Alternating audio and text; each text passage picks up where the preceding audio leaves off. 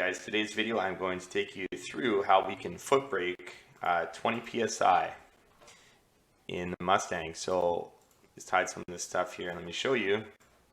This is the last pass I had in the car. You can see right here is where I released my Transbrake button, which is not a Transbrake. And you'll see we are at just about 21 pounds of boost on the launch. Maybe 20 over here. 400 pounds of fuel flow, not, nothing too crazy. So just a couple quick things I want to go over on how we do this. Couple tricks. First off, the rear brakes need to be adjusted properly. So my Mustang is on stock rear brakes, so they're drums. So if you don't know how to adjust drums, it's fairly easy to do. Just watch a video on it.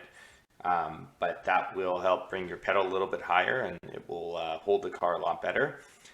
One other thing is converter. I've got a custom built converter from Circle D. It's a 10-inch converter, and one of the things I think, like what I always thought was to be able to foot brake really good, you need to have a super loose converter, but you can see up here, it's definitely not the case.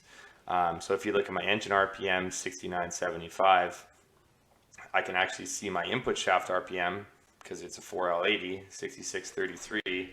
If you calculate that quickly,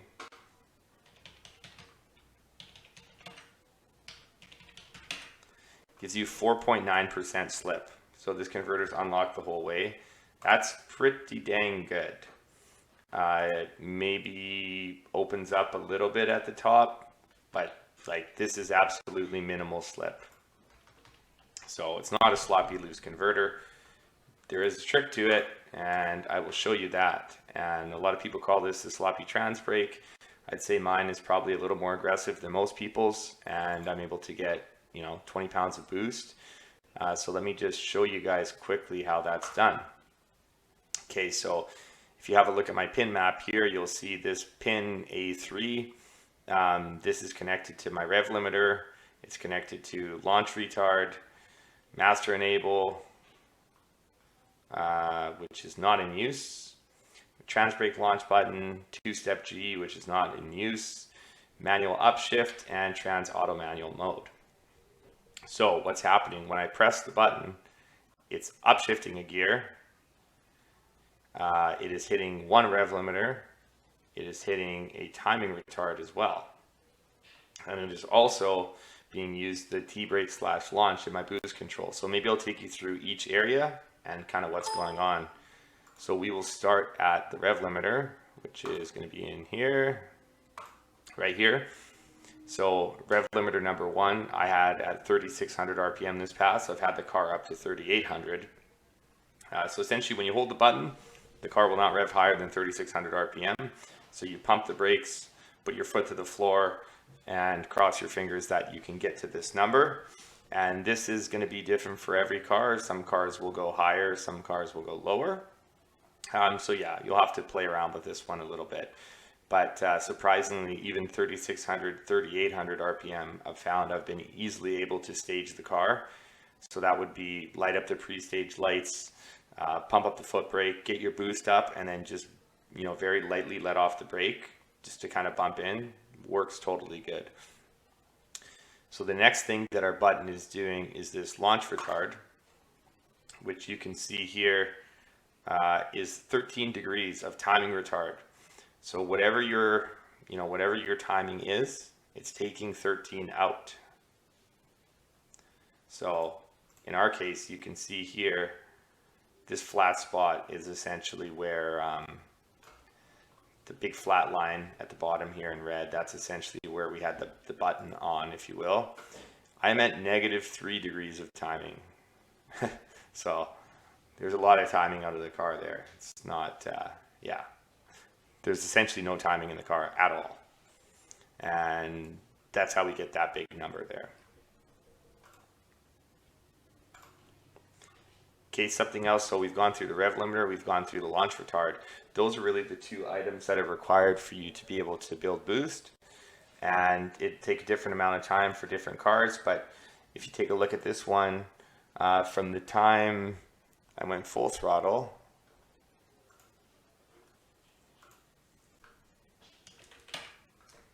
bring this down. So I was actually full throttle way back here. So essentially where I went full throttle was at a time of minus 8.4 seconds. And essentially where it started to build boost was a time of minus 2.3, so about 6 seconds to get there. Once it starts making boost, it's 2.3 seconds to obviously get up to full boost. Part of this is to do with me staging the car as well. But yeah, essentially that's, you know, it could be 8 seconds on the foot brake with your foot to the floor. So it's not necessarily quick. Something else that we have the car doing, if we go back to my pin map, is manual upshift. So, and auto manual mode. So the car is shifting into second gear. Where are we? Sorry, I never even go on here. So I've got, obviously that pin is triggered in my transmission inputs to manually upshift the car. So the car is launching in second gear with the button on. As soon as I let go of the button, it will go back into first gear. So it's almost power downshifting. Is it bad for it? I don't know. I've been doing it like 30 times this year and it's still okay. And it's essentially a stock tranny that I put together. So I don't know. I think it's all right. It's probably not the best thing for it, but definitely seems to work. So yeah, you can see back here is my gear. We can put it up to 4. So you can see what happens here. As soon as I let go of the button, gear will change from 2 down to 1. So I do really want to try the car just with the first gear leave and see what happens to it. But for now, to build a lot of boost, it's essentially power downshifting off of the line. And we also have that same button activating the Transbrake launch function. Okay, so what this function does is up in the top right here where it says Transbrake launch input, this guy here,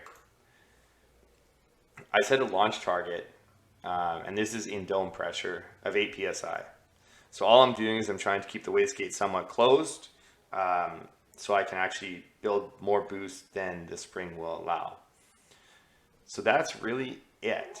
So just to quickly go over that again, we are with the same button and the same input, one input on the computer. We are setting a rev limiter. We are pulling a whole bunch of timing out. We're shifting up a gear, and we're also targeting a certain amount of dome pressure. So as soon as you let go of the button, the rev limiter goes off, all the timing comes back into it, the gear shifts down, and this Transbrake launch input disengages, which starts this boost versus time map. Now I'm still just playing around with this thing, but I've got a little more dome pressure targeted through the 60 foot of the run, and I'm going to keep cranking this up higher and higher and higher to see what happens. But yeah, essentially with that one button, with that second gear upshift, and you know, decent converter and good brakes, you can launch. I mean, I wouldn't say it's going to ever hit as hard as a Transbrake, but you can get a pretty decent result for essentially no money and just with playing around. So it's definitely a good way to you know, if you want to try to get your car down in 60 foot time, it's going to be very useful for you. If you blow up your transmission or something, please don't come complain. But essentially, like, this car's been 135 in the 60 foot, very consistently goes 140s, like low 140s without even trying at like 10, 12 psi. So ultimately the goal here is I'm hoping to get down to a 120 something 60 foot, which I don't know if it's going to be possible for this car. But as it is, it leaves very well.